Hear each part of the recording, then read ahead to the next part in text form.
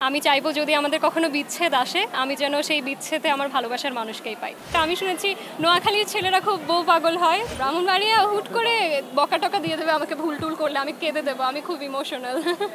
ভালো লাগে দর্শকদের মিষ্টতা বলুন বা তিক্ততা বলুন, যাই তারা মনোভাব প্রকাশ করে, আমার দুটোকেই ভালো লাগে। আমি দুটোকেই দুভাবে নেওয়ার চেষ্টা করি এবং আমার ল্যাকিংসগুলো ঠিক করার চেষ্টা করি, ভালো দিকগুলো আরও ভালো করার চেষ্টা করি।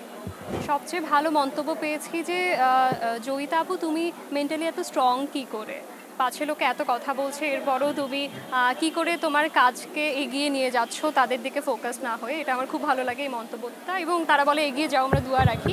আর খারাপ মন্তব্য বলতে গেলে খারাপ বেশ কটি আছে, আমি স্পেসিফিক্যালি কোনো খারাপ মন্তব্য বলতে পারবো না, বাট যখন কেউ স্ল্যাং ইউজ করে আমার বিষয়টা ভালো লাগে না। বিয়ে নিয়ে আপাতত কিছুই ভাবছি। বিয়ে একটা পবিত্র বন্ধন এবং বিয়ে একটা দায়িত্বের বিষয়। এত বড় দায়িত্ব নেওয়ার মতো আমার কাছে মনে হয় না এখনও সেই পাওয়ারটা এসছে বা ওয়েপনটা এসছে।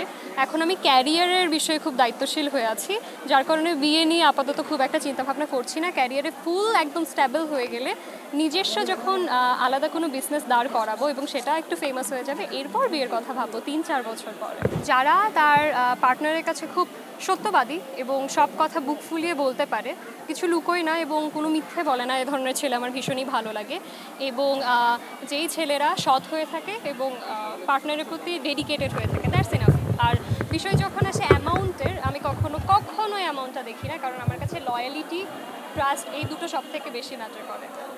সাধারণেও অনেক বাঙালি অসাধারণত্ব খুঁজে নেয়, যেমন আমিও খুঁজে নেই। আমি খুব সিম্পল লাইফ লিড করতে পছন্দ করি। আর আজকে আমরা তাহসান ভাইয়াকে দেখেছি, তাহসান ভাইয়ার একটা গানে আমরা শুনেছিলাম আমি অতি সাধারণ, অনিন্দ কিছু নয়।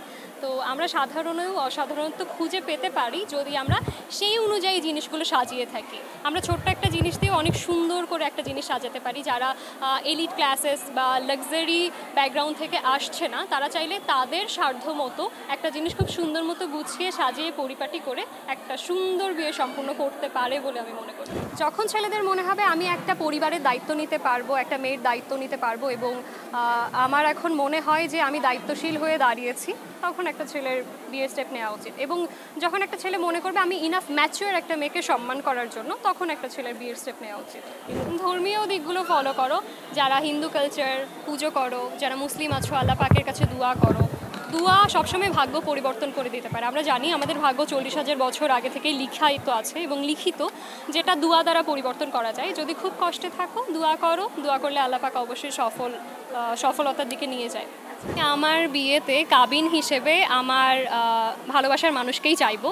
আমি চাইবো যদি আমাদের কখনো বিচ্ছেদ আসে আমি যেন সেই বিচ্ছেদে আমার ভালোবাসার মানুষকেই পাই। দেখি যদি দেশে বা দেশের বাইরে আমার যদি মানসিকতার সঙ্গে মেলে, অবশ্যই আমি সকল প্রেসকেই জানাবো। আচ্ছা, আমি শুনেছি নাকি আমি জানি না, বাট আমি শুনেছি নোয়াখালীর ছেলেরা খুব বউ পাগল হয়, তো নোয়াখালী আমার মনে হয় ভালো বিয়ের জন্য, আই গেস।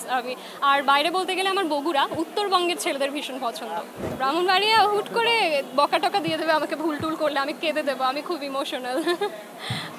হ্যাঁ, ব্রাহ্মণবাড়িয়া ভালো, মাশাআল্লাহ ভীষণই ভালো, বাট বিয়ে করলে যদি আমাকে বকে, আমি শুনেছি ওরা একটু বেশি মারপিট করে থাকে আসলে, তো যদি আমাকে বকা দেয় আমি তো খুব কষ্ট পাবো। খারাপ কোনো জেলার ছেলেই নয়, খারাপ হলো মানসিকতা থেকে আসে, সারাউন্ডিং থেকে আসে। তো আমার মনে হয় প্রত্যেক জেলায় খারাপ মানুষজন আমরা দেখতে পাই, বেশি খারাপ কোনো স্পেসিফিক জেলা আমি বলবো না।